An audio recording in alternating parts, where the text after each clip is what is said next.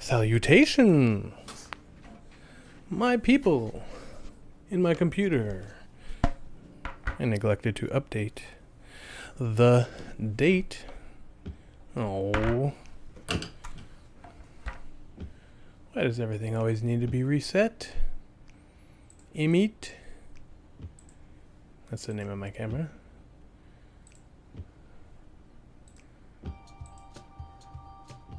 There it goes. I think I get everything. And then something throws me a curveball. I turned my microphone up a little bit so I didn't have to have it right up to my mouth. So let me know how this sounds. Me. Oh, Alex is here. I just see one person in my views, so I just thought it was me. I'm gonna do this live. Oh no. We got 3 more keys of the day before we need to make a new one. Welcome back to you, sir.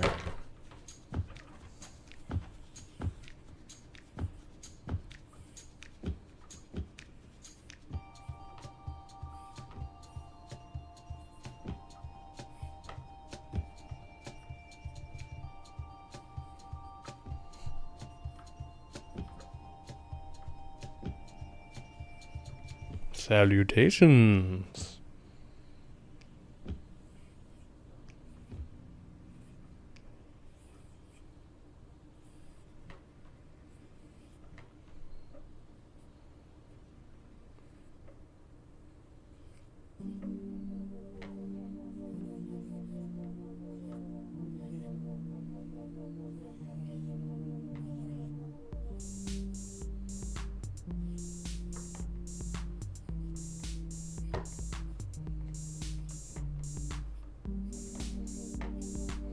Salutations, people in my computer.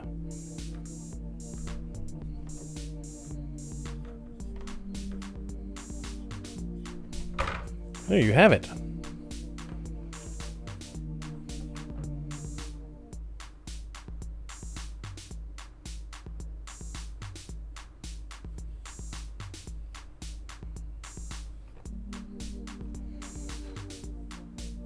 You're gonna cook something up? On the stove or on the piano or in the chat. Salutations, people in my computer. Let me mute me for a minute there. Salutations. Look, I tried to be fancy a little bit. Let me turn my audio down. That is bass jam. So I did a couple little drawings for you. I tried to do some calligraphy style writing a bit. I like to be fancy from time to time. I did a little self-study with calligraphy. And then I did an ugly treble clef, a slightly ugly alto clef, and a fancy looking bass clef. Just for you. Today is 4/16/2025. And you are at... There you are. Or there I am, to be more specific. You're at Durante's House of Music. And I'm Tom Durante, the maestro, here at Durante's House of Music. Maybe I'll not be so redundant. I'm your guide. I'm the maestro. I'm your guide to all things musical. From piano repair, harpsichord repair, music theory, music production, live performance, and many more things. Today, like I said, is... Did I say Tuesday? It's definitely Wednesday. This is your daily dose of internet. Daily dose of water. Oh, on GarageBand you're cooking it up. Very cool. So, it is your live music history for the day. Daily music history. I'm pretty sure I said it was Tuesday, but it is not Tuesday. Today is Wednesday, April 16th, 2025. And I've got a freshly dyed purple and blue-tipped beard, teal-tipped. And you're in Eastern Daylight Time. It just likes to regurgitate information. Where it's currently 7:11. I have to translate because I did it at 6:55, actually early, finally. So it says 6:55, but I have to think, what time is it? And then I read it, and it says 7:11. Since it's still ongoing, no major music events. I'm waiting. One day it's going to say, a major musical event has happened today.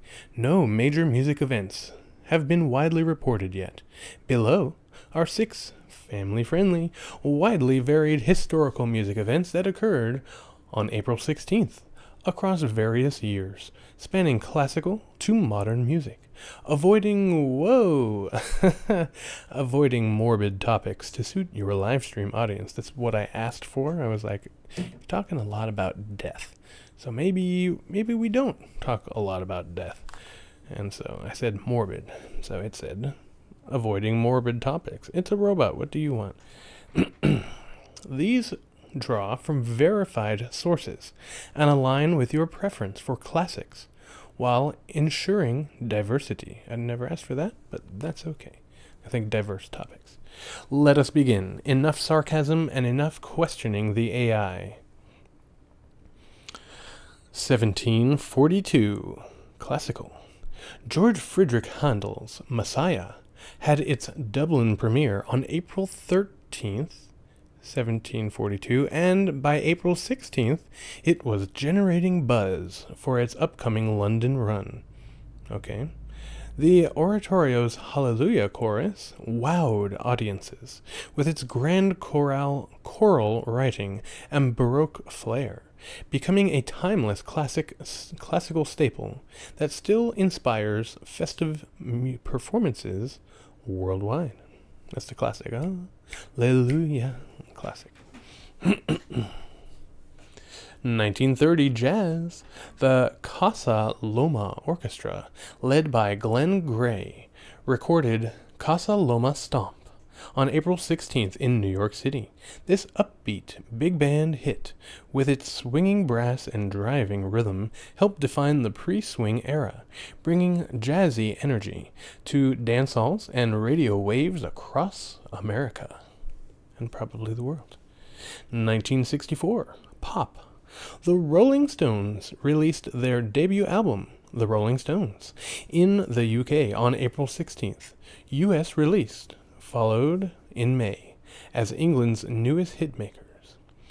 Packed with raw R&B covers like Route 66, it hit number 1 in the UK for 12 weeks, launching their career as rock's bad boys. 1972, rock. The Electric Light Orchestra, one of my favorites, made their live debut on April 16th at the Fox and Greyhound pub in London. Founded by Roy Wood and Jeff Lynne, their fusion of rock and classical strings, heard in later hits like Mr. Blue Sky, kicked off a journey to 70s stardom, blending Beatles-esque pop with orchestral vibes. 1994, R&B and pop. Prince topped the UK singles chart on April 16th with The Most Beautiful Girl in the World, his first UK number 1, released under his symbol alias. This romantic ballad with lush melodies showcased his versatility and charm, becoming a fan favorite for its heartfelt groove. 2018, hip-hop. Kendrick Lamar won the Pulitzer Prize for Music on April 16th for his album Damn, becoming the first rapper and non-classical jazz artist to receive the award. Its intricate storytelling and genre-blending tracks like Humble marked a cultural milestone celebrating hip-hop's artistic depth. Well, damn. These events cover Baroque majesty, jazz swing, rock rebellion, pop romance, and hip-hop innovation, perfect for your stream's diverse, upbeat vibe. If a big event emerges later today, it could be a bonus fact. Want more details on any? No thanks, Grok. That'll do. And as we say, damn. As we say. We do not say. Kendrick Lamar said. and I was just making fun of it. All right. I was getting a little bit of echo just from the room. So, oh my God. I wonder if that number's accurate, because that was not that number earlier today. We are celebrating 300 subscribers. That's incredible. Thank you for liking, sharing, and subscribing. 3 lots of zeros afterwards. I was trying to come up with a number, but they're not in proper sequence, so I can't calculate it, but it's well over 3 gajillion, I would say. Let's find out what the key of the day is. Where are we at? Where are we at? There we are. Get the mouse out of here. Okay, this was that yesterday? It was. That's on my board. We're going to tab it. 8, we already had that one. Was it 8 and then 9? I think it was. I am looking at my board. That got slightly erased. All right, we need to extrapolate. Later I'll go and look at, oh boy, little drum beat for you. We need to go and look. I don't know what that number is. We need to go and look at a previous video to see what that number is. If you have a photographic memory, was it 2? Or are you guessing? I don't think we've had 2 yet. Anyway, I have to go back and look at that number on my previous live stream to see what it was. 8. We had 8. 7. Was that number? No, 7's right there. So we've had that one. 12. We've had it. 3. I don't think we've had that one. 1, 2, 3. Key of D major. Somebody go to a previous live stream and tell me what that number was. Or I'll do it later. Have we? Maybe that was one of the ones I didn't remember from over here, but that's okay. We're gonna go with it. We're just gonna go with it. The key of the day, daily music key right here. Hashtag daily music key. I hope you're using it. I've been posting some snippets, some little clips on my Instagram, so make sure to check those out. There's the eraser. Let's put everything where it goes, and let's... What is my mystery number? You just looked. What was it?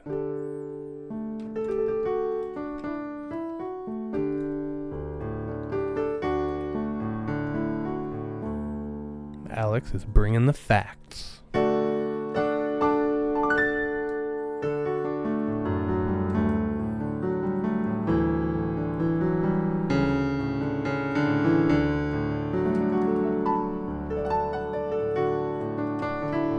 I got a surprise for everybody today.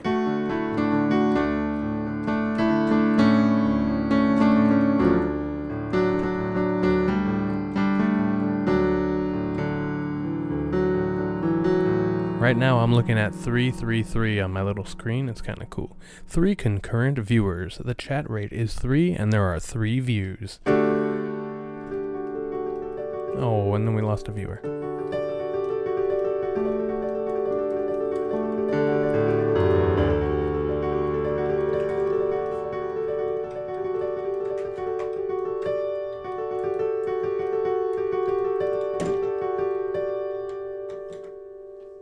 I got a little something special to show you too. That's a tuning fork. Look at that. Let's listen to it. I'm gonna hit it on my knee.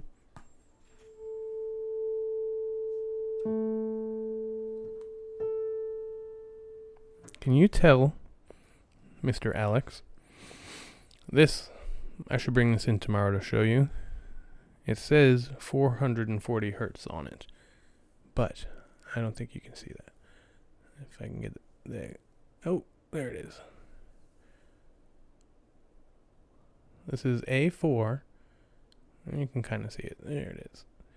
440 hertz at A4 at my body temperature. Okay, this is a scientific instrument right here. The tines, I don't know if you can see, but the tines on this have been filed. Because when I was in school, sounded like it anyway, it's going to be very close. But it's cold right now, so it would be sharp. Yes, sharp? I think. It'll be slightly sharp. Let's see if I hold it in my hand, if it drops a little bit in pitch. So, the only way, this is how I learned how to tune, by ear. Okay? I typically tune, and you saw me tune with a tuning device. This tuning device that I use is the Verituner, and it is an iPhone app that I have. Me trying to hear 2 hertz differences. It would be even less than a hertz or a cent or whatever. But when we learn how to tune by ear, you match this pitch, you tune this tuning fork to your body temperature, right?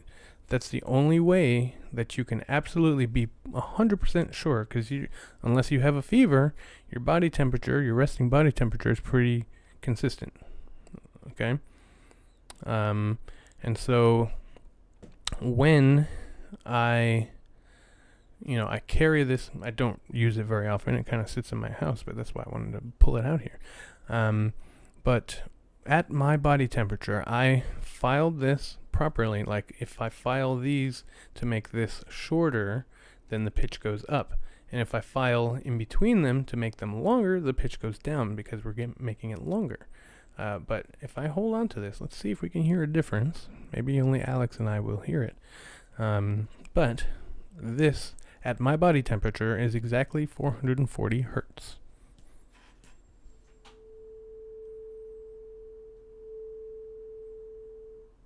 Very slightly. I don't know if I could even perceive the difference. It may have been very, very, very, very slightly.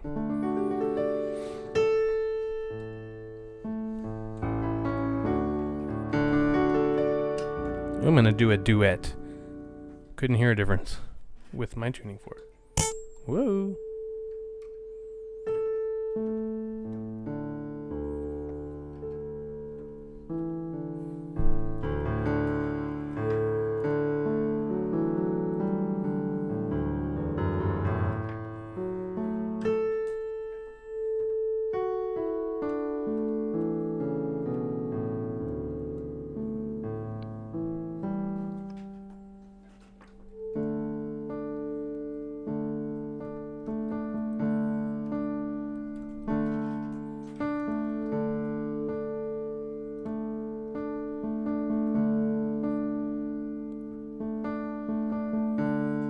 You can hear that because I put it right up to the microphone. Otherwise, it's very quiet. And the way that I hear it when I'm tuning is I put it up to my head, and then it vibrates my skull. This is actually what I do. Or closer to my ear. You can put it like on your cheekbone or something like that. But bones transmit. Oh yeah, I can really hear that. Let me try something.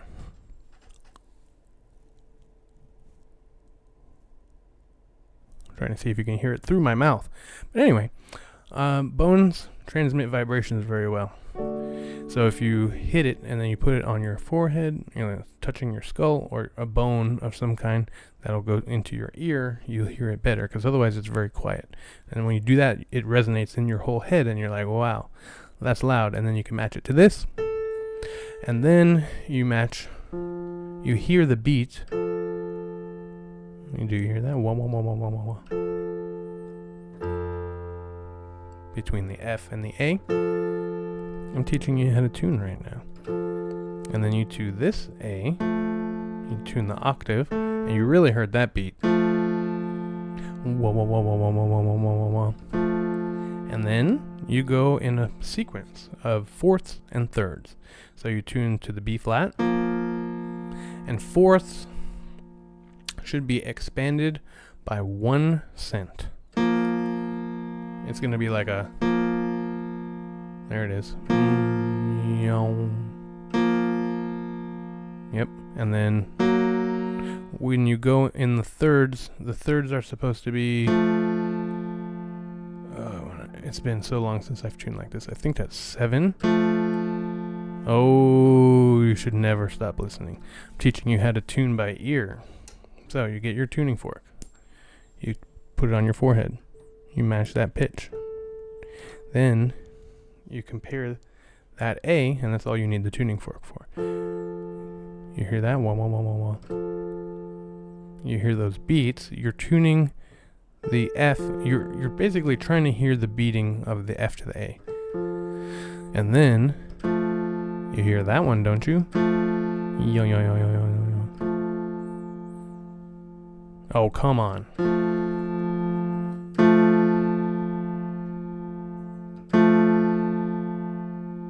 Anyway, that's going yeah, yeah, yeah, yeah, yeah, yeah, yeah. I think that's 7 beats a second. 1, 2, 3, 4, 5, 6, 7, 1, 2, 3, 4, 5, 6, 7. And then you tune a fourth, and the fourth is expanded by 1 cent.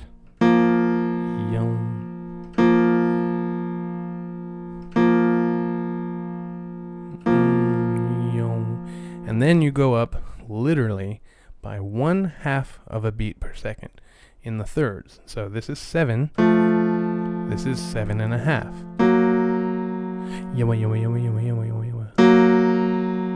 And then you do a fourth.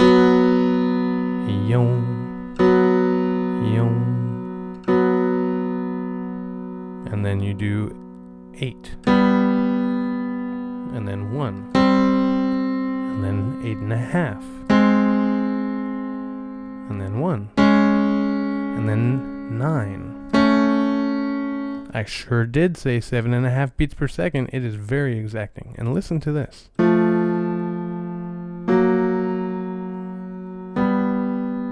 They're getting ever so slightly faster by literally 1/2 of a beat per second.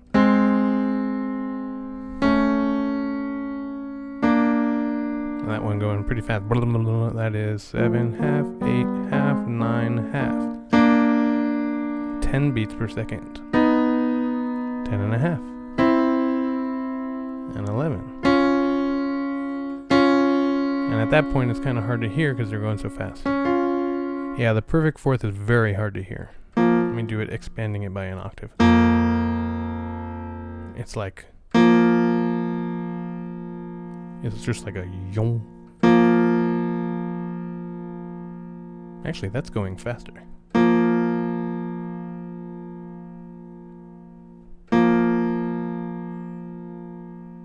I hear the yong, yong, yong. That's out of tune. And then you check fifths. Now, fifths are the opposite of fourths. They are tuned in. I think it's 1/2 a beat a second. It's like basically pure. You barely, and you don't hear much. This may not be the proper equal temperament. But that one, now you can hear that plain as day. And when you expand it by an octave, you slow it by 1/2. Yo, yo, yo, yo, yo, yo, yo.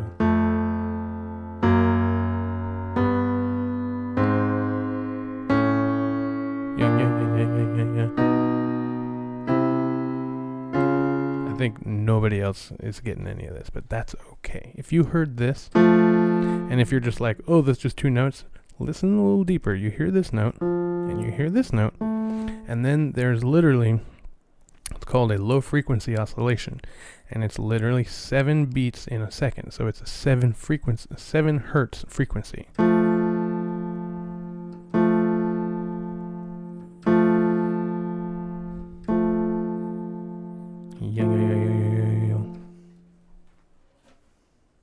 Bring out the whiteboard. Oh no, the marker. Not the marker with the magnet on it. So, within 1 second, you hear 1, 2, 3, 4, 5, 6, 7. Yeah, yeah, yeah, yeah, yeah, yeah, yeah, yeah.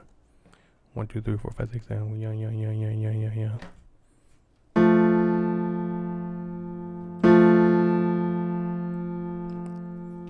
I guess so.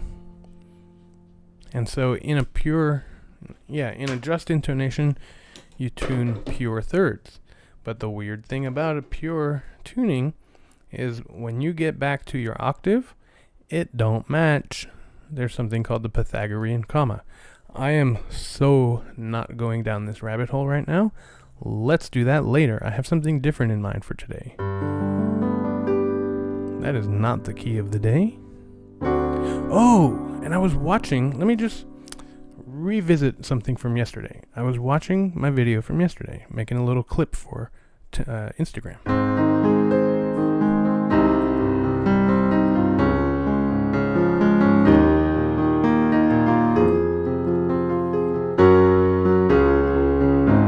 Okay, that chord progression that I did. I misidentified something. Okay, I was thinking this was the fifth of this, which technically it could be, but this G flat is the fourth of that. That's a plagal cadence. Amen, which is the fourth of this. So that was kind of cool. It was like a circle of fourths progression going backwards. So 1, 3, 4, 5, 6, 4 of 4 of 1, which was kind of cool. Anyway, I just wanted to review that for a moment. Let's get back into our key of the day.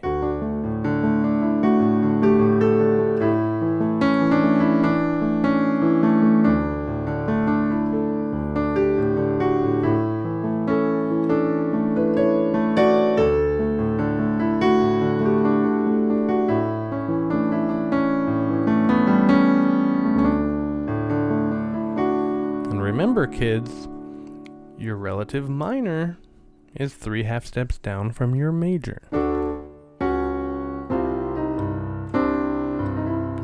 what is that? 1, 2, 3, we don't count the first one. B minore shares a key with D majore.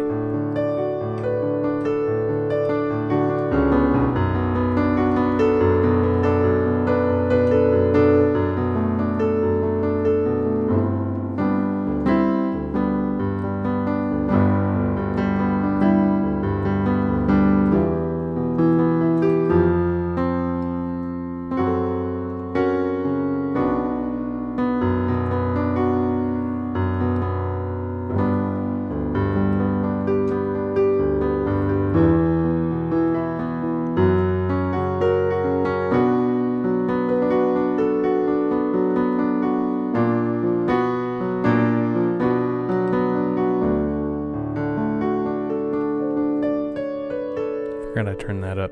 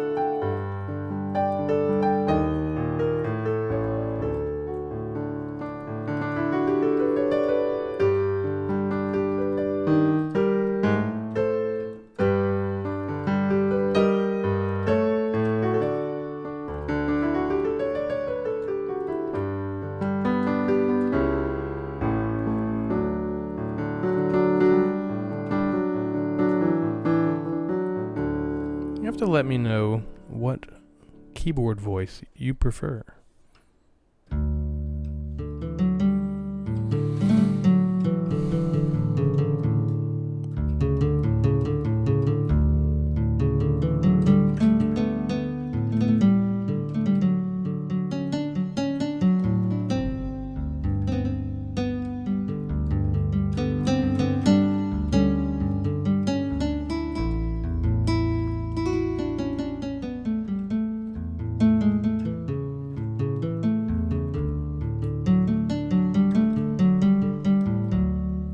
I love the classical guitar sound.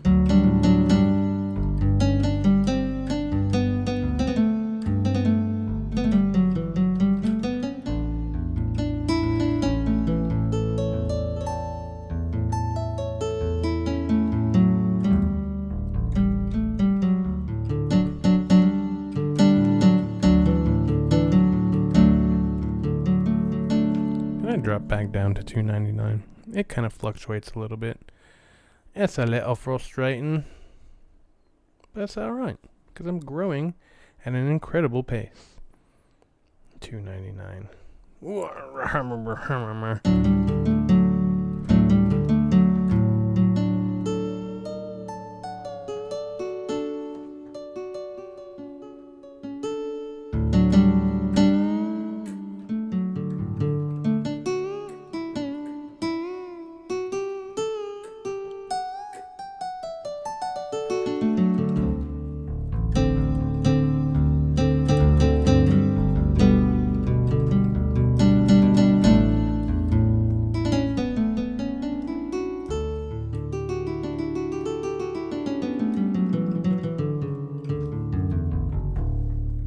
So yeah, people, my students ask me, I showed them part of these videos, and they're like, I think I said this before, but it was like, how do you do that? How do you just randomly make beautiful music? How do you know it's going to sound good? And my answer? I don't. And I was just like, I really don't. But I'll give you a secret. Music generator, that's me. I'm literally just following the scales. And it may be a little bit bland, but that's mostly what music is. 1, 4, 5.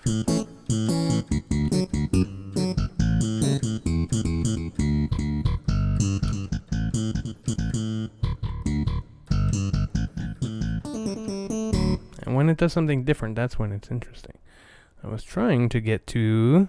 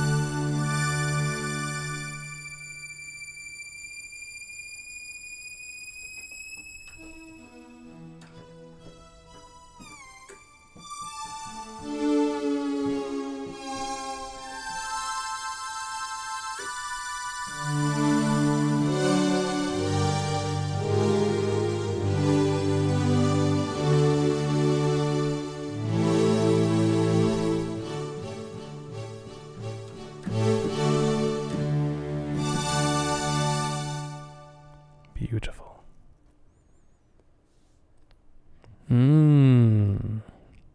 Okay. Using GarageBand to make different rhythms and simulate dotted notes. That's gonna be fun. You know what I'm gonna do? I'm gonna drink some water. And you should too. This is your reminder to stay hydrated. Your body is mostly water. Get your daily dose. I feel like I'm doing a commercial, but I'm not, because I'm not sponsored or monetized. Can we work on that?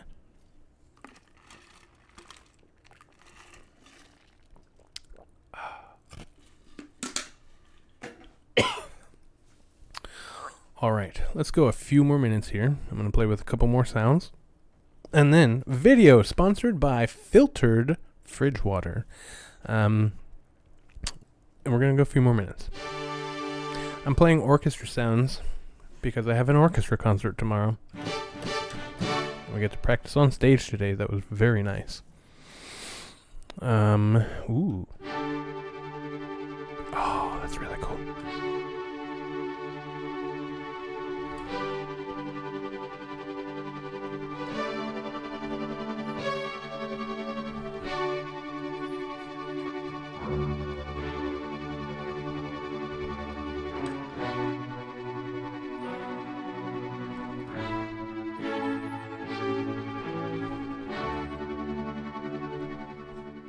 I think what I want to do... Well, GarageBand, I think you can change that. I think what I want to do is I want to play with Ableton. But I want to do it differently than I did it last time because there was an awful latency. I'm pretty sure if you drag the loop, you can loop as much as you want. I think it's the yellow thing.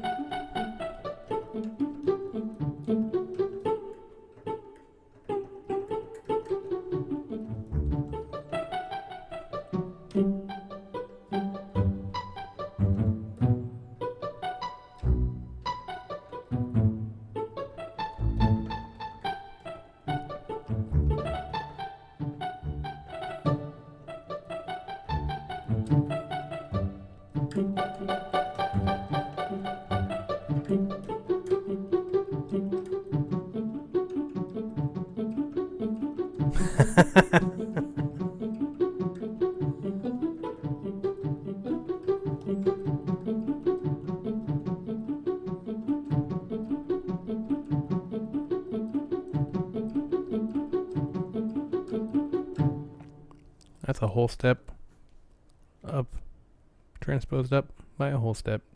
Did anybody other than Alex notice?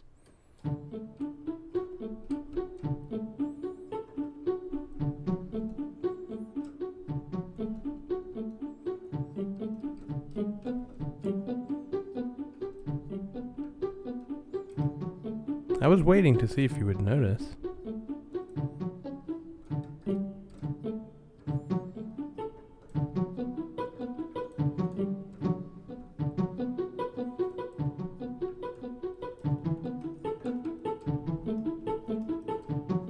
I'm trying to do this by ear and it's not working very well. What's wrong with GarageBand?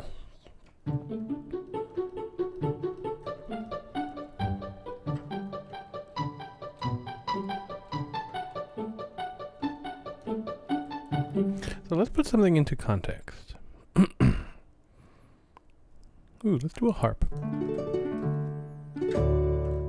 Alright. You phrased that wrong. It's working. I have figured that, but things sometimes don't work like you want them to.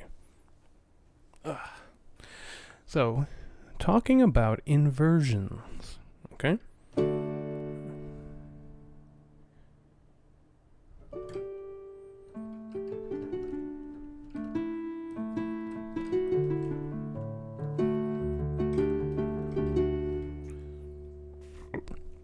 Well, I hope you figure it out. It's hard to troubleshoot things when I'm not looking at it.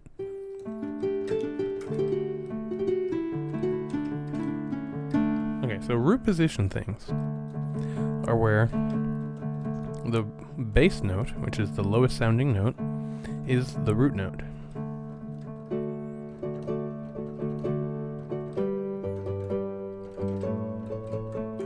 So I'm doing D, which is our 1. And then G, which is the 4, A, which is the 5, and that's just root position stuff. But D and G share a D. So look how easy that is. I'm just moving these notes up and this one down. And then I could just go up a step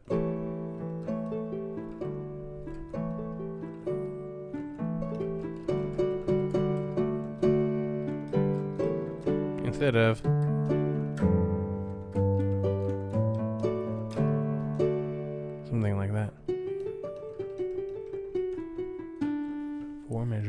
4/4. Yeah, I have no idea. If you're inputting the notes, like the little thing, and dragging them and whatnot, I don't know. Good thing about it is you got all those little squares, just like in that Ableton view. You can, you should be able to figure out what dotted notes are and things like that. So when you invert things, it makes it a little bit easier to move around. So like if we did this D with an F sharp in the bass, it gives it such a different sound. And it leads us to that G. Remember, F sharp kind of leads you to the G. Oh.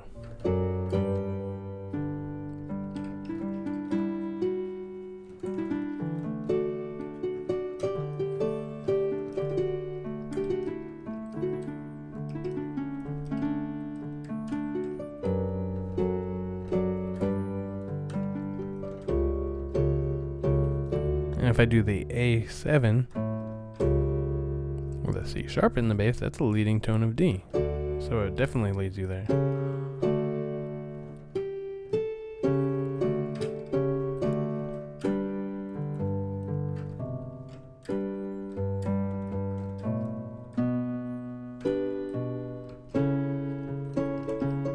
If I do the G with a B in the bass, it almost gives it a feel of that minor 6, because it's just one note away. Just F sharp is the only difference. And then the C sharp with the A. Alright, today I wanted to show you a couple things. I told you about this keytar that I have. This is my Yamaha keytar, Sonogenic. It's pretty cool. So it's meant to be held like a guitar. Doodle-doo-doodle-doo.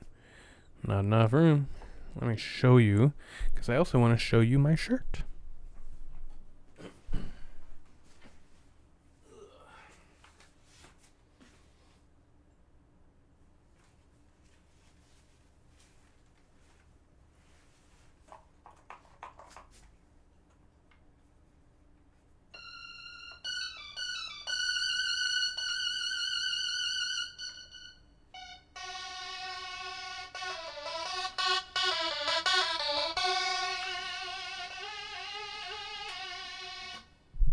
Hopefully you can hear that.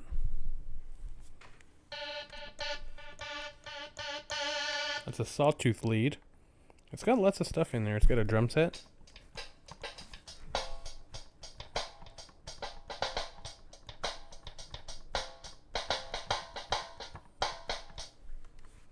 It's got an electronic drum kit.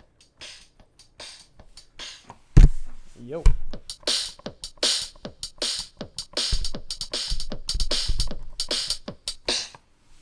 Put on a happy face.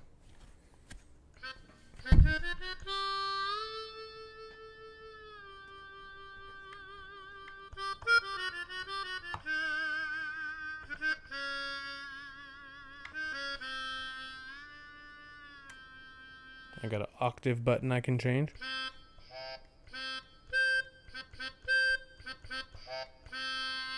And notice how when I go down an octave, it's like it takes more air to get through it.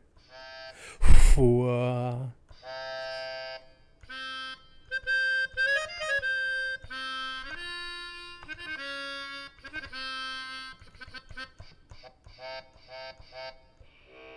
listen to that. Oh my god, if I could get into the key of the day, that'd be nice.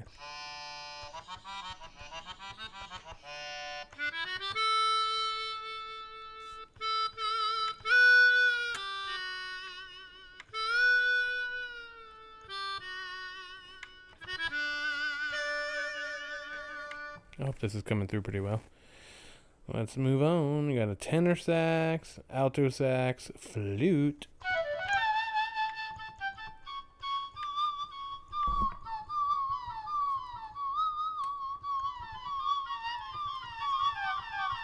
That's fun.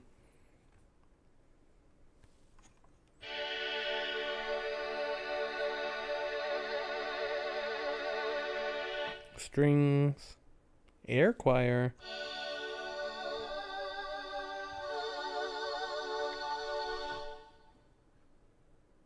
piano and strings.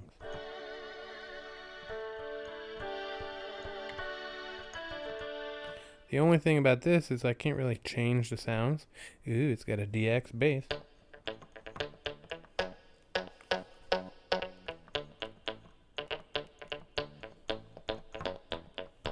It's probably the DX 100 bass that we talked about. Slapping that bass. I will not play the soundtrack to that 90s TV show, sitcom that everybody, knows pretty well, Boom, whatever it is.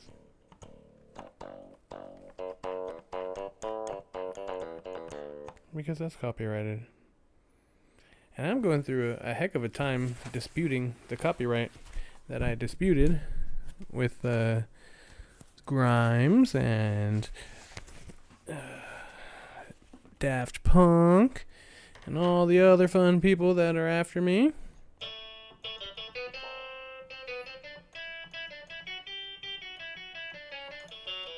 I may just have to, because at first it gave me the option to cut out that section of the music, and now it's like, no, you can't do that now because you disputed it, bruh. And they rejected one of mine, but I don't think that I have a copyright strike. I don't know. It's very confusing and very frustrating because it's Ableton's website. I didn't do nothing but play Ableton's website. So take it up with Ableton. In fact, I might just have to. Who knows? There should be an exemption for educational uses and commentary, which in fact there are. And I didn't even play 30 seconds of the freaking thing, so I don't know. Anyway, my lovely guitar. I love it. Ooh, it's got a DX piano. I love that one.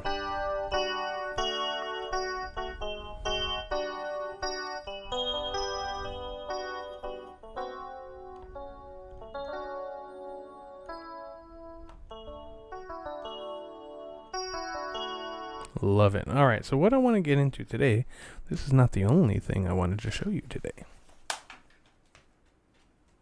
Again, you can compare that to my DX Reface edition. Just look at this. This is kind of cool.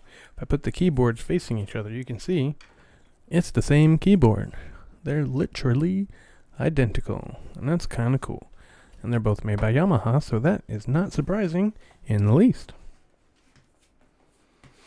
I love that guitar. It's so much fun. I worked, look at those pearly whites. Not those ones, but those ones. I worked with the theater director who was there from the beginning of the school. And I was in one of her musicals as an orchestra pit member back in the day. And that was my very first musical that I ever performed in. And that kind of set me off on a path of being a pit musician. If you don't know what a pit musician is, there's something called an orchestra pit, P-I-T. And so that's where the musicians play. Sometimes it's physically a pit, like at the State College of Florida, formerly MCC when I was there, Manatee Community College. Those keyboards are making a nice smile. They've got a very happy face on. So at SEF, in the Neal Auditorium, there is, yes, a mosh pit of musicians, basically, sometimes. Their stage, it comes out, it goes to a lip. I don't know which camera I want to do this to. Let's do to this one. So you have the stage. I'm trying to be flat here. You have a stage. Okay, stage. And then there's a front part of the stage that is a mechanical lift. And it'll go down 20 feet, something like that.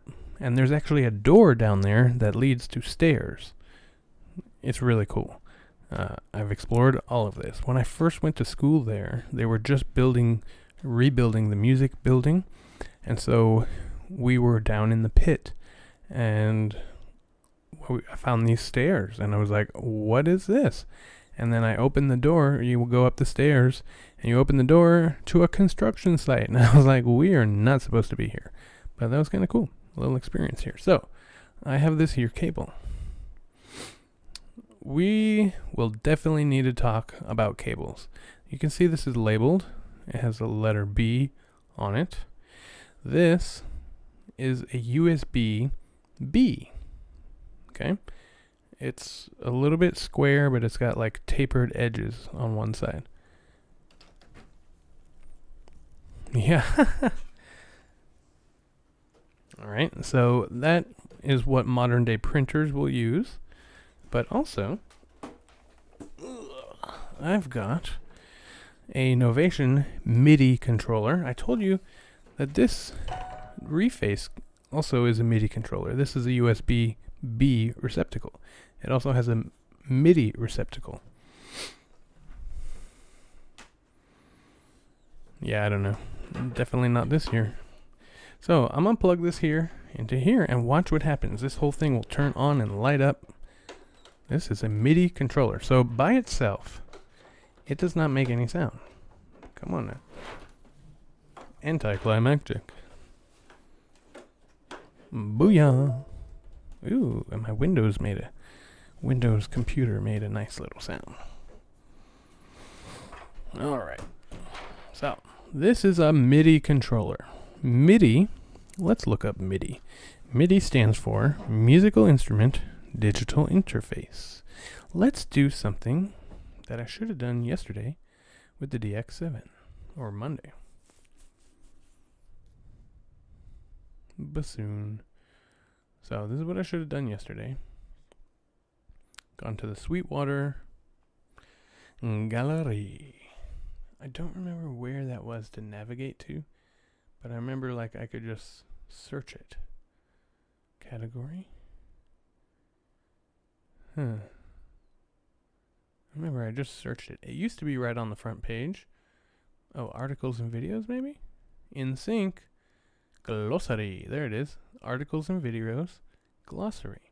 So let's go over here to M. Let's go down to MID.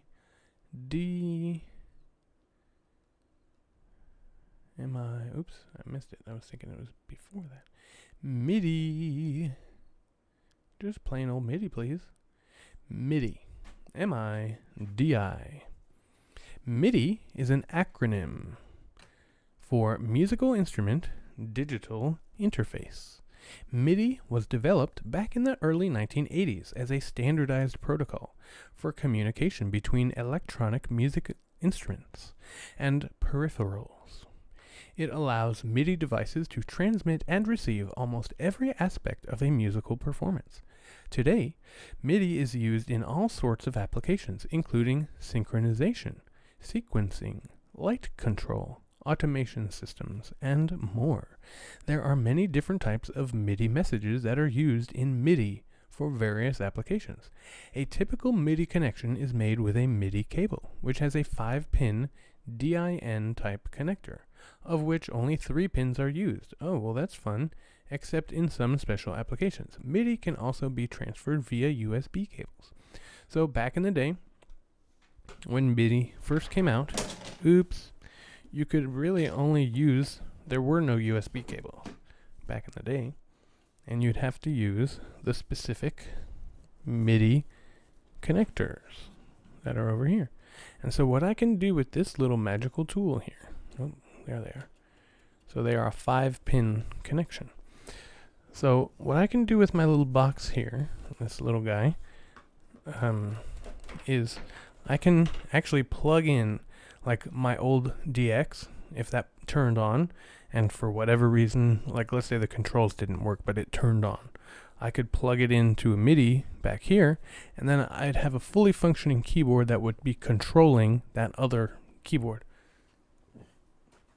Or let's say, for instance, I have a tiny synthesizer. I don't know, that's, just out of the box. I would never have like a tiny little synthesizer, but if I did, and if that tiny little synthesizer had a mini MIDI, which it does, it came with a splitter. So this is a mini MIDI. You plug this in, and then you get a MIDI in and a MIDI out. And then you plug those into back here, and then I can control this synthesizer from this MIDI controller. So this is not a keyboard. It does not MIDI with a MIDI in and a MIDI out. Yes. Clip it. this does not make any sound on its own. It is literally just to control the sounds of something else. So what we're going to do, we're going to open up Ableton Live. I need to upgrade to Ableton 12. I'm using 11 currently. And I saw when I went to download it that it is on version 12. So what we're going to do, I'm going to switch my window capture to Live 11. And there I am, in front of my live setup. Let's see. Whoa, that's not the window I wanted to move.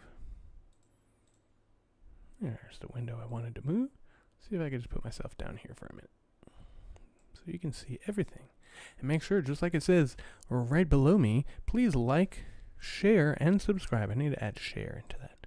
Like and subscribe to support DHM, Durante's House of Music, and me, the Maestro. Alright, so we are looking at Ableton Live. You can see, I don't know if you can, let me make that bigger. You can see that my microphone is being picked up. Current latency is 0. We'll see about that. Audio, no, what I want, look and feel. Let's make it a little bit bigger. Zoom display. Let's try that. And now you can't see anything. Oh, that's because I made it so big. That's because I made it so big. Does that go down? That does not go down. Thanks. Does this go up? It goes up, but there's nothing there. Okay, it's too big. We gotta make it a little bit smaller. Okay, hopefully you can see that. 80. Now let's go. That's big enough so that we can see what I'm talking about. 82. Okay, there you go. 91%.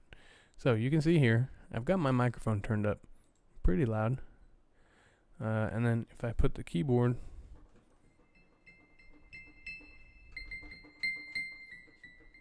so that's my Yamaha keyboard. But now, ooh, you see here, up in this corner, up here in the right corner, you see a little yellow square. And it's lighting up because it's telling me we're getting MIDI input. And over here on these MIDI channels, we're getting MIDI input as well. You clip. I will clip. Say I won't. Alright, so we're not going to use audio today. We're going to delete these tracks. Goodbye. Goodbye. Because last time it was just such a horrible experience trying to get, I'm going to add some more while we're at it, trying to get audio to record on this. And I was like, well, hey, let's start. So let's start making some music. So let's just take a little quick peek back over here. Come with me for a moment. Back to the interwebs. Okay. So we've done get started, the introduction. We've done beats, we've done notes and scales, we've done chords, and we've done bass lines. It's time to go over melodies.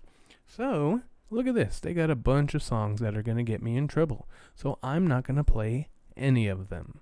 How's that, Ableton?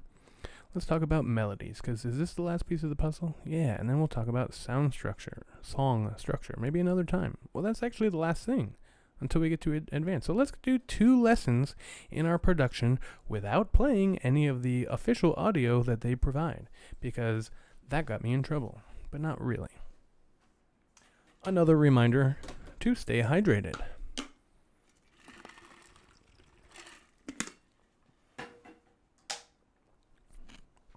Oh boy. Sorry. Dropped my mouse. That was a little extreme. I apologize. And I still didn't have a second coffee, although I am extremely exhausted. Make melodies. Like bass lines, melodies. Let's get some background music here. Melodies are patterns of single notes, while bass lines are low-pitched. Melodies are generally high-pitched and define the identity of the song in many styles of music. If you ask someone to sing a particular song, they'll usually sing the melody. Melodies are often sung, but may also be played by almost any instrument. Melodies are often much more rhythmically active than bass lines and may cover a wide range of notes. My dad has a theory, and he's probably right, that whatever instrument you play is the instrument that you pick out of a mix first. And now, I didn't fit into his mold because I'm a composer and I hear all of them simultaneously. And so he was saying he's a guitar player, so he hears the guitar. He's got a drummer friend. His drummer friend hears the drums, and a bass player might hear the bass first. But melody is typically the one that any lay person who doesn't exactly play an instrument might think of. The catchy part of the song. All right. Love will tear us apart. Unfortunately, we're not going to hear it. But because it'll tear us apart. Alex is going off there. I'm not sure. Learn that word today. Oh, octatonic. Okay. Cardinality. Bass player. Yeah, makes sense. All right, so I'm not going to play this official clip, but right here they probably have a facsimile of it. So that hopefully will be okay. What are these sounds? The main melody in this classic track is being played by both a synthesizer and a bass guitar. Well, that just throws your whole last little thing into question.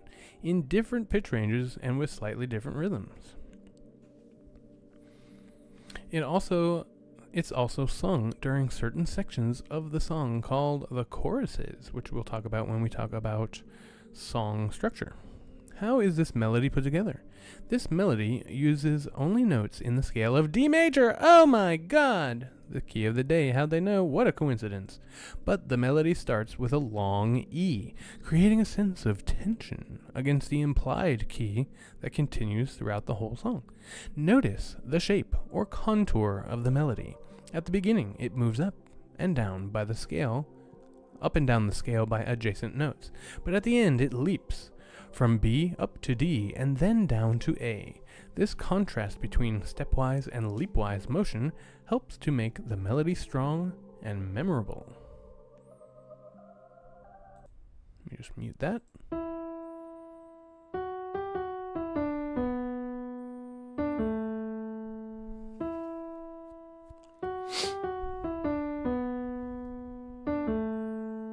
Okay. Unfortunately, I have no context for that because I don't know the song unless I've heard it. But, there you go. You can go and look this up on YouTube and you can play it because if I do, they're going to come after me. Try making some of your own melodies that also use a contrast between steps and leaps. Tour de France. Kraftwerk. Ooh, Kraftwerk is very good electronic music. And you'll have to go listen to it on YouTube on your own. What plays the melody? Synthesizers and drum machines play all the sounds in this track, except the vocal parts. And the primary melody is a synthetic string-like sound. How is this melody put together? The main melody in this track is very long, but you can break it down into 4 smaller pieces, or phrases, that are simple variations of each other. The first and second phrases are identical, with the exception of the final note. In the first phrase, the last 2 notes descend from B flat to A flat, while the second phrase, they ascend from B to C. You can hear this, they ascend, from B to C. You can hear this as a sort of question and answer relationship. That's an important takeaway right there. The first phrase sounds somehow incomplete, while the second phrase sounds like it serves to resolve the first. Okay, so the idea of question and answer is related to the idea of tension and release in a different way. So tension and release, I believe, is talking more about harmonies, but question and answer is talking about a phrase. So, how was your day today? Oh, it was good. What color is the sky? The sky is blue. These are questions and answers in linguistics. So in a phrase, in a musical phrase, let's hear if we can identify the question and its answer.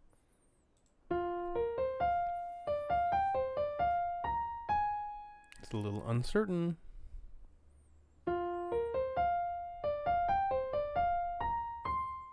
And then it resolves. Dun, dun, dun. See, I can click these buttons and they make noise. The third and fourth phrases also work as a pair. The third is identical to the first, except that it has been transposed up to start on G instead of F. Remember, transposed, maybe we look that up. Transposed means you're changing the key of a note, or the key of a phrase. Transpose. Transparent, transpart, transpose. There's a lot of stuff in this glossary. Transpose in music. Transpose means to change the key, principal pitch, of a piece of music. The notes of the piece become either higher or lower. The term is used in audio production to denote an overall change of pitch in an audio sound. Playing back a recording at a slower speed will also lower the pitch of it, which is almost the same as lowering the key, except that the tempo also gets reduced. So you slow something down, and it typically lowers in pitch, except in Ableton. You can do that if that's what you want, but you can also preserve the tempo and just change the pitch, or preserve the pitch and change the tempo. So, sorry, let's hear this third and fourth phrase. So that's the same, except moved up.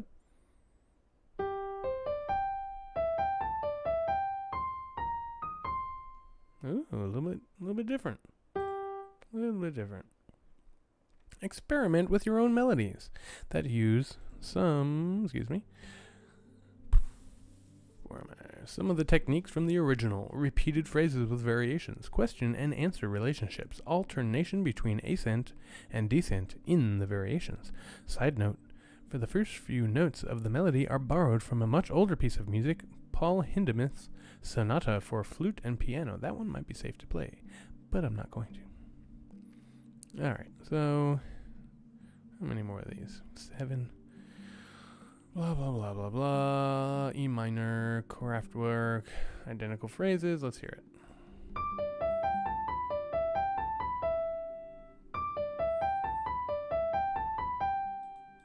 Okay. Did you notice? You might have noticed that the notes don't quite sound the same between the video and the note grid. I didn't, because I didn't play it. That's because the original track uses notes that are in between the 12 pitches. Alex, are you listening? This might have happened because Iconica was working with synthesizers that had very flexible ranges of pitch, and she tuned them by ear rather than a standard reference. So, my friend, go ahead, check this out, because I refuse to play these videos because of what happened last time. So, learningmusic.ableton.com. You know what? Boom. I'm going to drop this right in the chat so you can check it out. Bajuya. Let me know if you hear it. And yes, I did just say bajuya. I don't know where that came from. Each phrase is 2 bars long, and the only... blah, blah, blah, blah, blah, blah, blah, blah, blah, blah, blah, blah, blah. Should tune them by ear rather than to a standard reference. If you listen to the original track alone, everything works because all the instruments use the same collection of notes, and so are in tune with each other. In the grid, we've chosen to move up to the next higher conventional note because we are boring. But we could have also gone lower. The song is almost exactly halfway between E and E flat. Please listen to that if that interests you, between E flat and E. Experiment with your own melodies that use unusual groupings of notes and repeated phrase with variations. If you so desire, Robert Hood, Ride, we also won't listen to this, as with the Kraftwerk example. Oh, you're welcome. As with the Kraftwerk example, I'll listen to it after I go live. I get off of live. All of the sounds here are made by synthesizers and drum machines. There are actually very few sounds being used, but they continuously evolve. Robert Hood was working very extensively with the Roland Alpha Juno 2 synthesizer on this record, and it's likely that this is the synth used for this melodic sound. How is this melody put together? In addition to the drums, there is only a single pattern of notes that repeats throughout the entire track. This is an example of minimal techno. Here, the focus is on slow, subtle changes, primarily to the nature of the sounds themselves, rather than to the notes and rhythms. Excuse me? Sounds like, we just got to the Zelda dungeon or something. I don't know. Oh, I'm getting tired. Blah, blah, blah. Blah, blah, blah, blah, blah. Blah, blah, blah, blah, blah, blah, blah.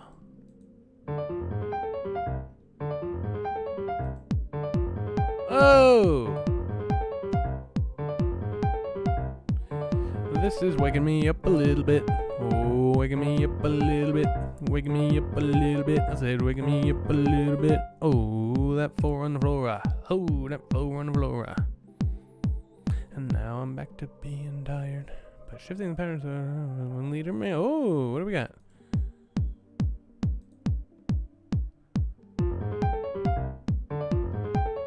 Oh.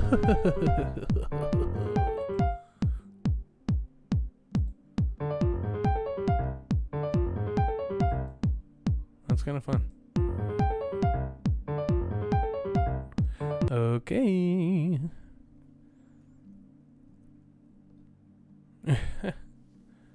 Well, that's fun. Probably because that's where it came from, and that's probably the only place anybody ever heard it from. Now that you've learned a bit about melodies, spend some time creating your own. You can also create beats that will play in sync with your note patterns. Look at that. It's a blank canvas. You can do anything you want. Isn't that intimidating? Oh. Yeah.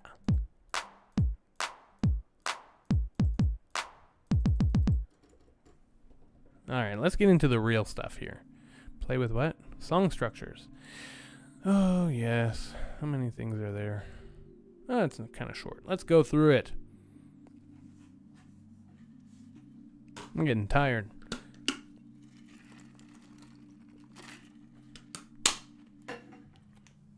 Play with song structures. You can think of a song as a block of time, which can be broken down into smaller blocks of time. Not at all like Minecraft. In many types of music, the smaller sections consist of even smaller patterns like the ones you've been making, combined in multiples of 4, 8, or 16 bars. Putting these sections together is called arranging. For those who know 4 on the floor, it's how you get from small patterns to a full song. Sorry, I interjected the chat in the middle of that sentence. I apologize. Song forms. The combination of a song's section is the song's structure or form. Some types of forms are used over and over in many types of music. Another song, that I won't be playing, and especially not because it's the entire song. So, this synth pop track uses a very common song form, which is labeled below the video. Try listening through the song once. Follow the form as discussed below, then try clicking the blocks to jump around in the form so you can hear the relationships between the sections. That would be fun for you to do. I can't. Okay, you've got an intro, verse, pre-chorus, chorus, break, verse 2, pre-chorus 2, chorus 2, break 2, pre-chorus 3, chorus 3, outro. Okay, so intro, outro, and then you have verse, pre-chorus, chorus, break. Verse, pre-chorus, chorus, break. Pre-chorus, chorus. The chorus is typically the singable part, the memorable part of the song. And then a pre-chorus will lead you into that. You can see the pre-chorus is always the same. The verse is always the same length. Verse is where the story is told.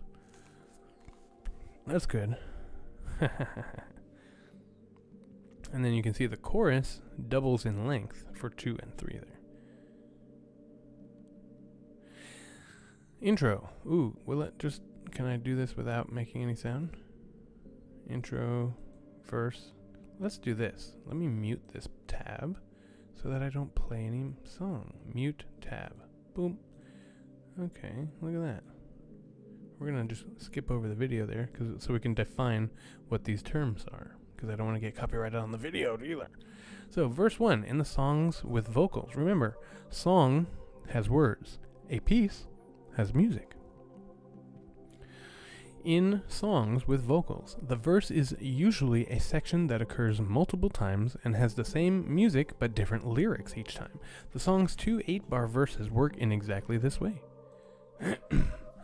Pre-chorus is a section that serves as a kind of link between a verse and its chorus. In this song, each pre-chorus helps to build a sense of tension and energy that leads into the chorus. Each of the 3 8-bar pre-choruses in this song has identical lyrics. In songs with vocals, the chorus is usually a section that is repeated exactly. Both the music and the lyrics are the same in each time a chorus is repeated. The lyrics in the chorus often include the song's title. Maybe. The chorus is often the strongest part of the song, meaning that you'll remember it. More instruments, higher pitches, louder overall sound, etc. The song's first chorus is 4 bars long, half the length of the other 2 choruses. And then the break. After each chorus is a 4-bar instrumental transition. Notice that the break is similar to the intro, but with a much denser texture. Next. I said next. A Tribe Called Quest. Award Tour. Classic hip-hop track is also constructed by alternating between verses and choruses, more commonly called hooks in hip-hop, but again, all built in multiples of 4 bars. Okay, intro, hook. The hook, or chorus, appears immediately after the intro and before the verse. Then you have verse 1A, 1B, and 1A again. Hook 2, different lyrics. 2A, 2B, and then 2A again. And then hook 3, which is longer. Next. Okay, so in instrumental music, classic drum and bass track is quite different from the previous examples because the track is almost all drums. Terms like verse and chorus don't make any sense because it's just music. Instead, the form is defined by changes in textural density, how much is happening at any point of the song. But even here, you can see that most of the sections are in regular lengths that are multiples of 8 bars. Ooh, excuse me. Silence.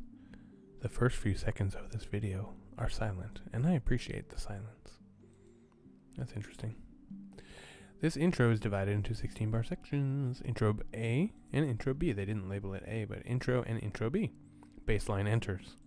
And then you have an A section. Drums enter. The drums undergo a kind of continuous variation. There's very little repetition of patterns. I'm breaking down my brain. B. 48-bar section is the most dense part of the whole track. An additional layer of drums is added. High-pitched flute-like sounds appear irregularly. I think I kind of remember this, like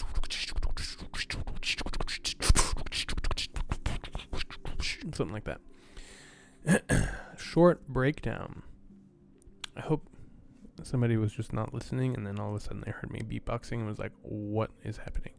A little breakdown, a little B2 section, a little breakdown, a long breakdown, and then an A2 section, and then the end. That's interesting.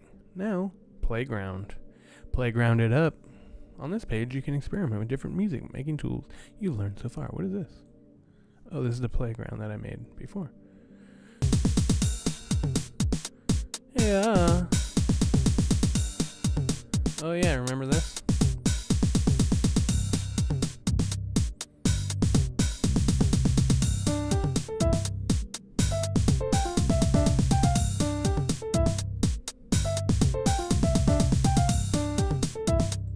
Any hoozles.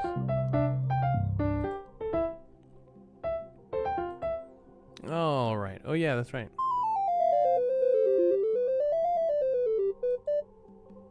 Okay.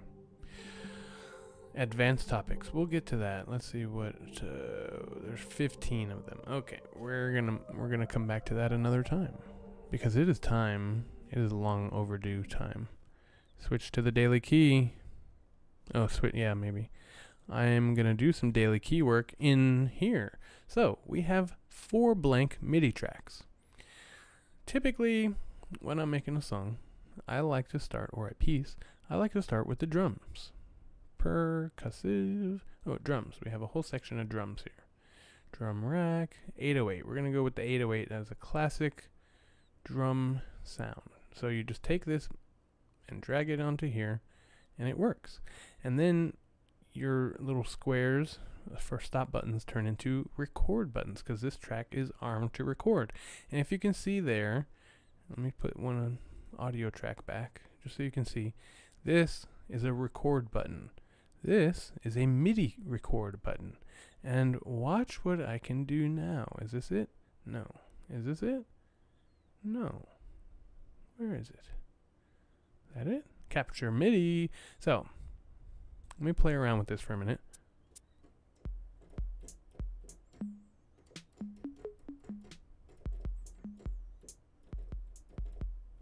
Okay, I don't know how well you can hear that. It's pretty low.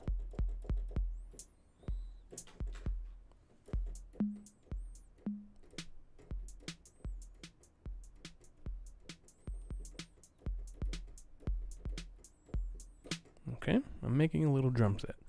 Let me know if you can hear that.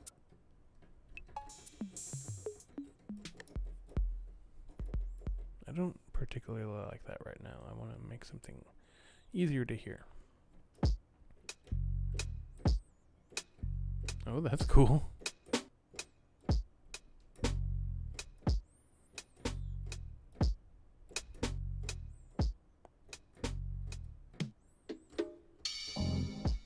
Oh, what?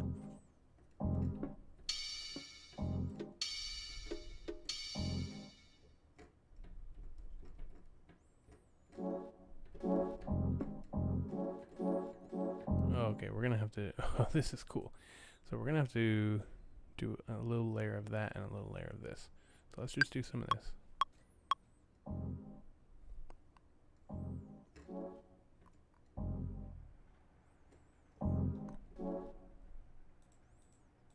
Okay, so I went a little bit longer than I wanted to. I couldn't hit that stop button in time. So I double click on this, and I'm gonna drag the end of this to where I want it to stop. 4 bars for whatever. Let's see what that sounds like. This might be my next track. Okay, now. Exciting universe of music theory. I have to check that out. So, if you can see here, this, am I even on the right view? You can't see anything because I'm still looking at my web browser, aren't I?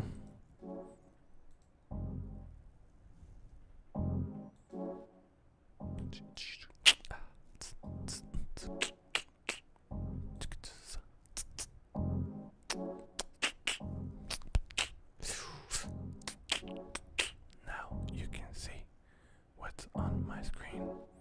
Okay, so you can hopefully see a little gap between where the 2 is right here.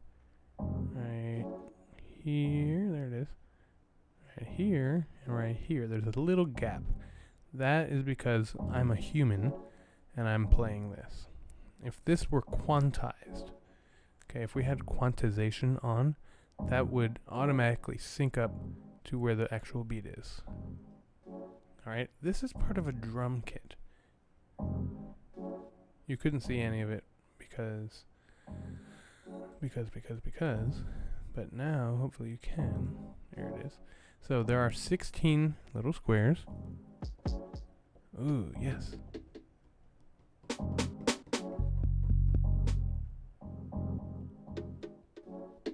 Why don't they have...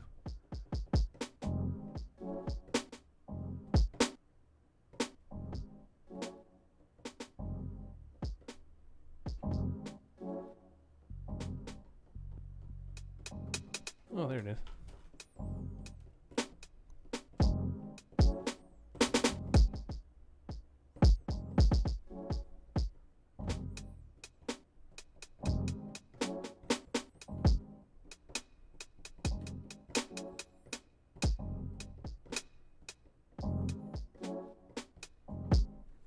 like that.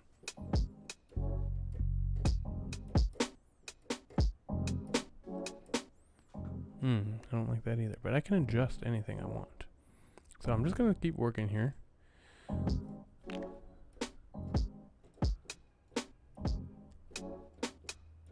Oh yeah, that should hit right on the beat. So I'm going to scooch that over so it hits right on the beat.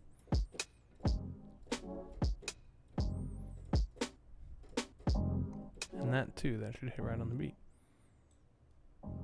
But this one feels okay, a little bit off. And I want that right after that.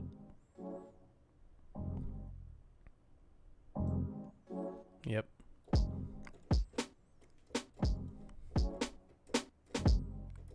So typically what I do with my drums, because I'm finger drumming,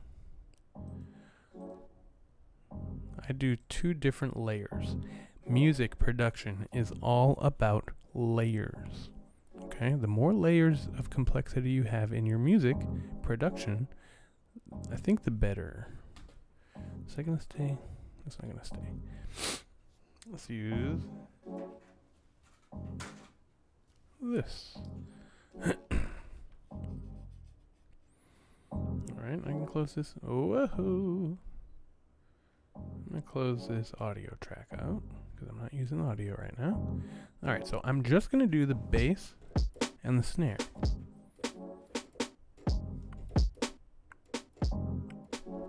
So you can see I can just practice. Okay, this is why I call this the playground view, because I'm gonna make all these little squares. I'm gonna fill them up with little musical ideas. And I could do like, let's do an intro. We'll let that just keep looping. That's just gonna loop forever. Alright, ready? 1, 2, ready, and.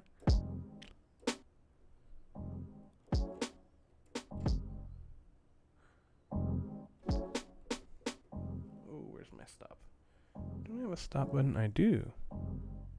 Is that a global stop? Nope, it's not even hooked up. Okay, so I'm trying to find my stop button and I went way too far. So, let's bring this on back. Should be the same. Whoa. Should be the same. Should be the end of 4. This is going to be a cool track. I might actually use this. I like this. Okay, so this is a global stop. Why does that not work? These don't work. One moment. What is that? Main stage. Okay, there we go. Reason live. Ableton Live? Nope. Oh, wait a minute. Wait one minute. I think I need to set this as my MIDI controller. Yes. Okay. So this is a Novation launch something. Impulse. It is an impulse.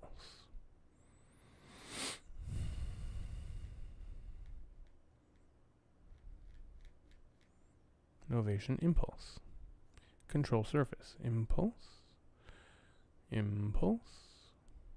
Impulse. So you set everything as your MIDI. You can sync. You can remote.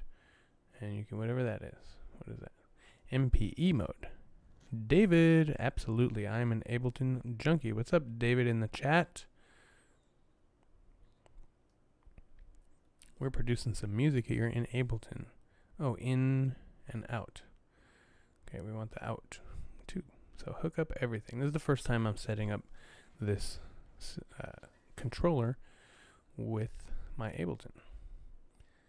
Alright, so everything, the control surface, the input, the output are all set to my Novation. Alright, so now my button should work. Yes.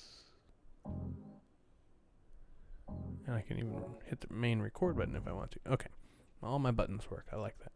Did I accidentally record something? I did. Let's delete it.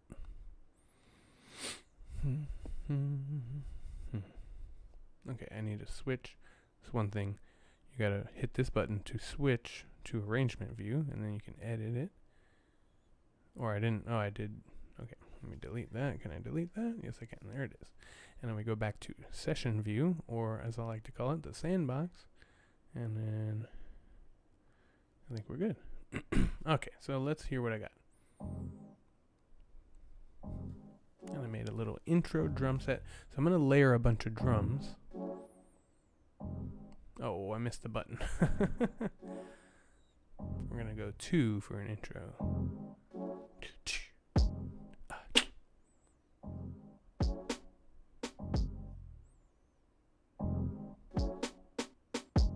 Okay, so that will just loop. Or if I don't want it to loop, because I just want that to be an intro, we're going to unclick loop. And then it'll just play once. It's a one shot now.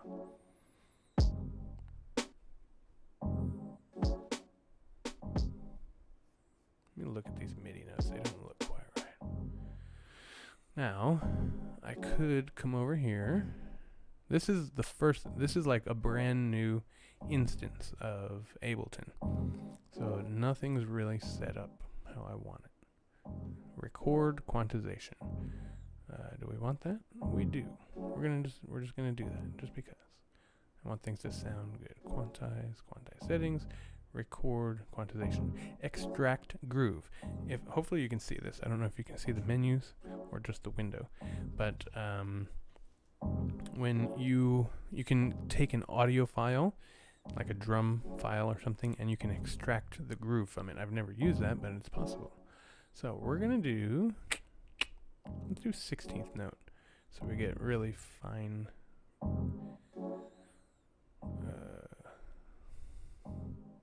Whatever the word is, fidelity.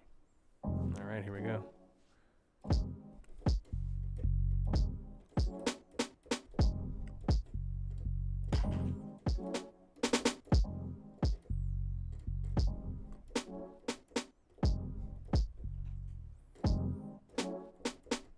And then I hit the stop button on my keyboard. Hopefully you saw that. Instead of using this, or instead of using this. So now if I hit play again,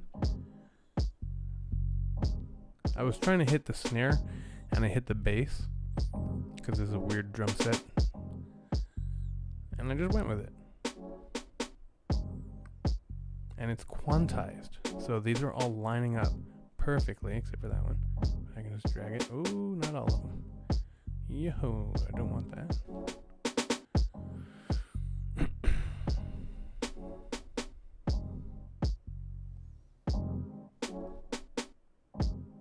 I want that right on the beat. I'm just going with that. Alright, so now I'm going to use this one and make a hi-hat. But first I'm going to play with the hi-hats. Ooh.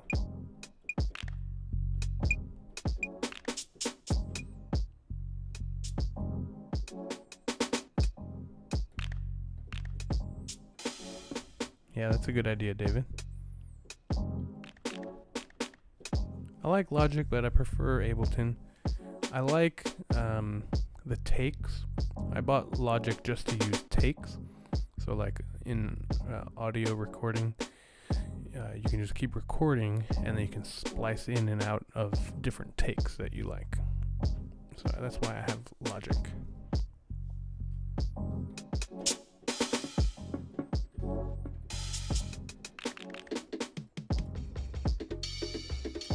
I'm just trying to figure out what's in my keys here.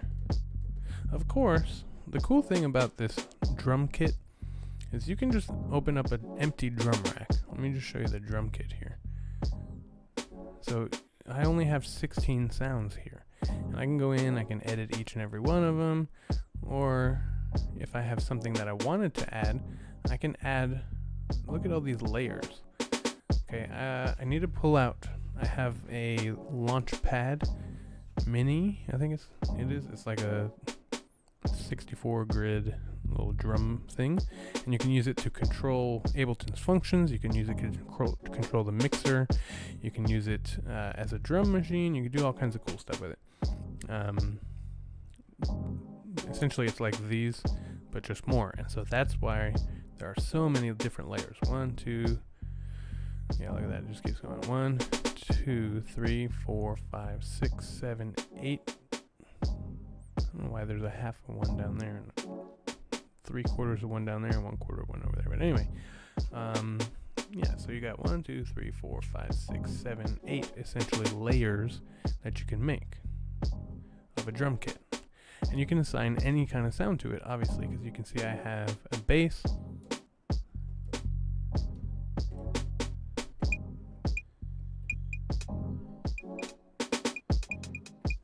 Let's see what we can do.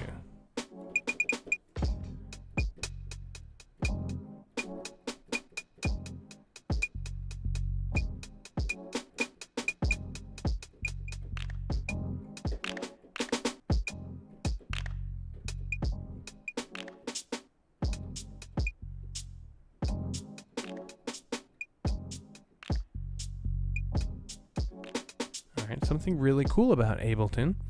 Oh, where'd my chat go? There you are. Something really cool about Ableton is that little thing that I just played. What if I'm afraid I'm never going to be able to play that again? Or I accidentally cut off all my fingers and I can't play anymore. Well, I hit this button here, and it just literally took everything I just played and put it into a track. So I can just go back here and like, wow, that's crazy.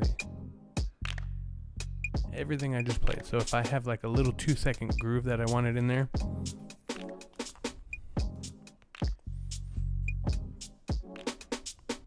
that is crazy.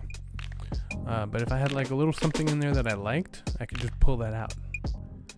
And it works for MIDI only. Alright, let's add a layer here. Gotta get hydrated.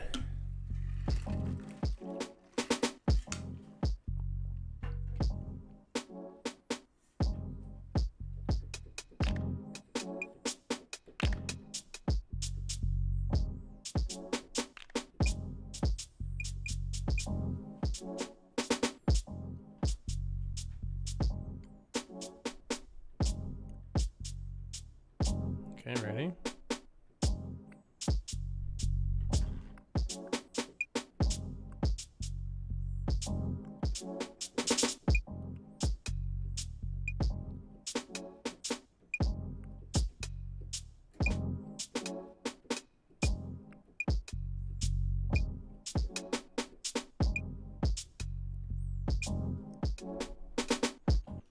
Okay, and then I just hit the space bar on there because that's what I was reaching for. Let's see. I didn't really like that, but we're just going to go with it.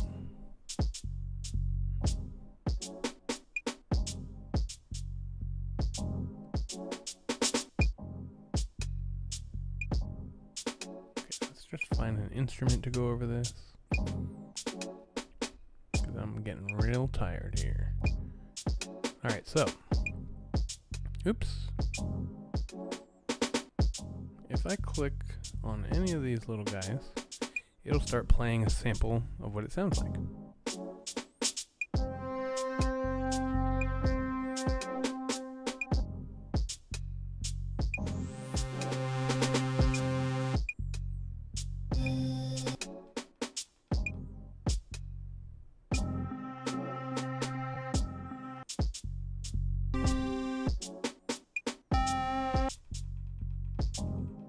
Sometimes you just kind of go by name. Ooh, celestial. Now, just because that's what it sounds like doesn't mean that's the end. You can edit all of the parameters of each of these. Ooh, I like that. So I'm gonna take this, drag it over here to my other MIDI track, and now we have a dunkel pad, and now I have keys. Ooh, gotta keep it in the right key. Let's go to B minor. Let me just play one chord.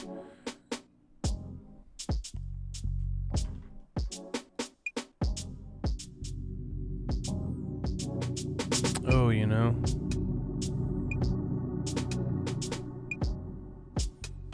I should find whatever key that's in.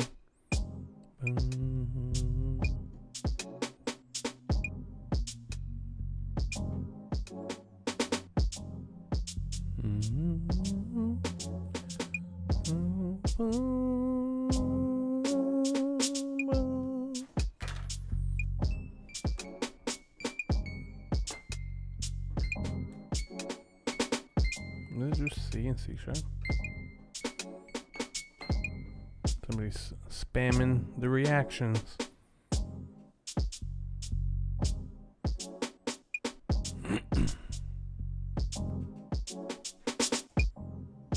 It is just C.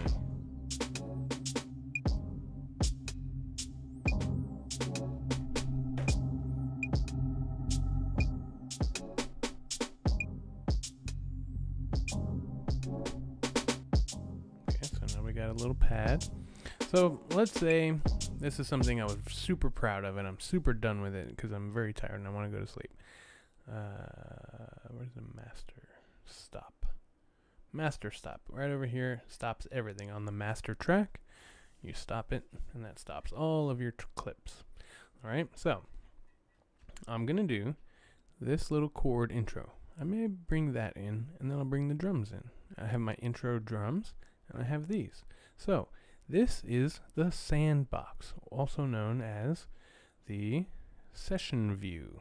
Okay, so what I'm going to do is I'm going to hit this master record button and it's going to record into the arrangement view. And this is more laid out like a timeline like other DAWs. Okay, let's experiment. Alright, so I hit this master record button. It gives me a little count off. And then I hit my first clip. I'm just going to let that play a little bit. We'll go twice. And then my drums. My one hit. Excuse me. And then I'll bring this in.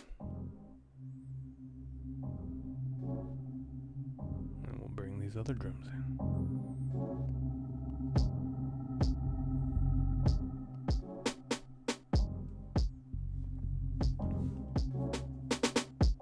It's not lining up. That's lovely.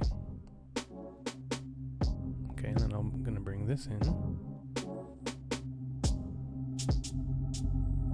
This is just an experiment, just to kind of show you how to make some music. And if we look over here, it's recording in real time all of my clips that are playing. So we did a little bit of a layered in.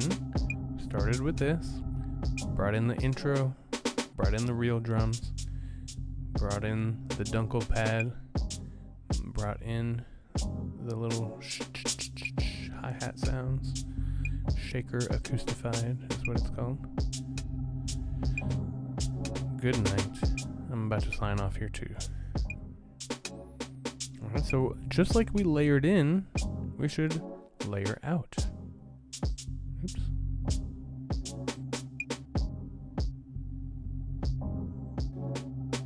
I will not be here much longer, sir. I will see you tomorrow.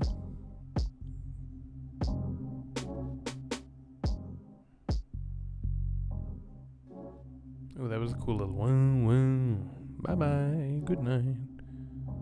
Alright, we're layering out.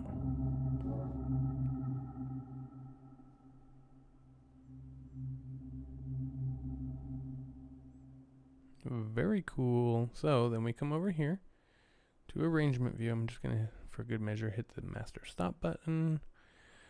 We're going to come over here. We're going to hit the master stop button to bring the play head back all the way to the beginning. You can see it's all the way back here. This is the looper if we wanted to loop something and just listen to a section. And now we hear our track. If we go over here and click enter arrangement view, now we can edit these things. We can do, this is MIDI, so it's just MIDI notes. You can see that. We can actually take any of these and freeze them to audio.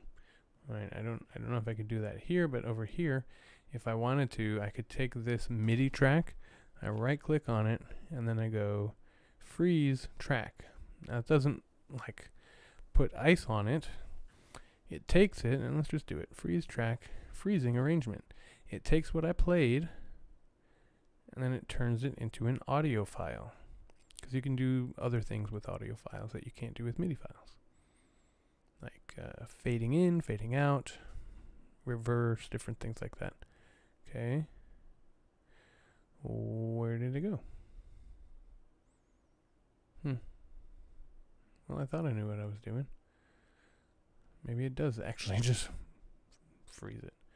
Unfreeze. Well, then maybe that's something different that I was trying to do. Let's see. Export MIDI clip. Let's try that. My mouse just stopped working. Maybe this thing died.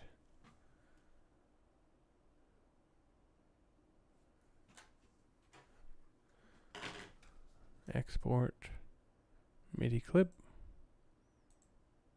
Nope. Well, darn.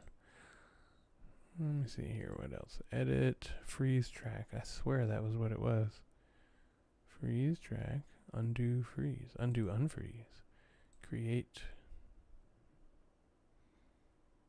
Okay. Like I said, it's been a while since I've played with Ableton, so.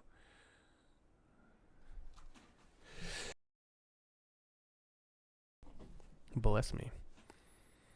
I was managed to mute it before I sneezed. Okay, so anyway, we'll go back into the arrangement view. This is our song. Starts off with that. I'm gonna let that play. I'm gonna go blow my nose.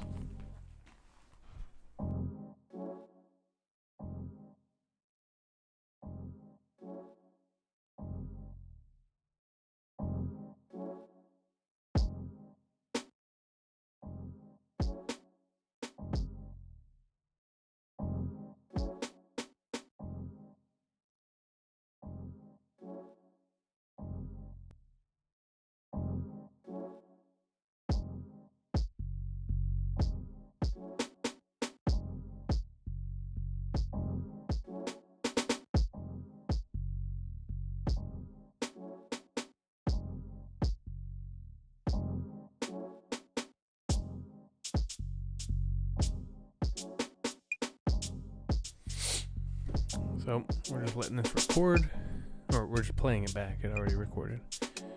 So it's just exactly how I layered it in. I layered it out. And it's all in MIDI. So when I'm done with this, if I wanted to export audio video, I could do that. And then export it as an MP3, as a wave. And so when I go to export that, it'll save my file however I want it. I really hope you can see these menus as well. I'll have to find that out when I'm all done. Forgot I was over there. But anyway, let's move me back over here. Anyway, I'm going to start signing off here. Because I'm tired. It's time for bed.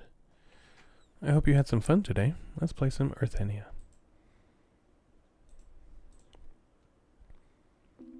So, as a little recap, today has been Wednesday, April 16th, 2025, and you've been watching Durante's House of Music.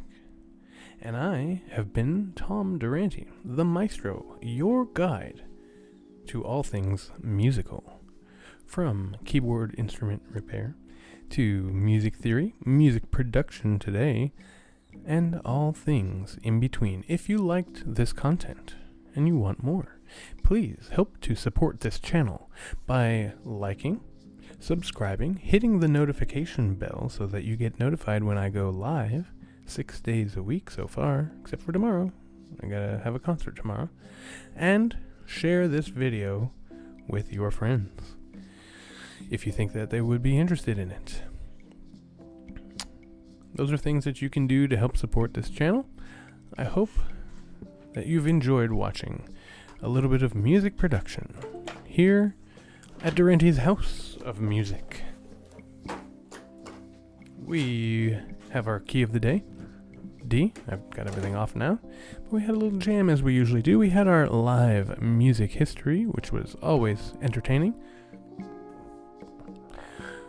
And it's just been a Wednesday. Our views are a little low. Yesterday was popping off. We had like 30 people viewing. But that's okay. You know, eventually I'll just go down to a couple days a week, and then hopefully people will pop in. Oh, you know what I didn't do? I didn't post on my Instagram about this. That may have been part of it, but it's also just Wednesday. People might be busy. So eventually I'll settle into a regular schedule. I'm considering starting a different channel for a completely different interest. But we'll get there when we get there. Right now, this is our Wednesday night sign-off. Tomorrow night I will not be live. So please, go back and watch some of my older videos. And be nice to yourself. Be kind to others. Make sure to stay hydrated. Sleep as much as you possibly can, but not too much. And make sure you have a lovely, lovely night. I'll see you on Friday for a special Good Friday edition of the Jam Day. Good night.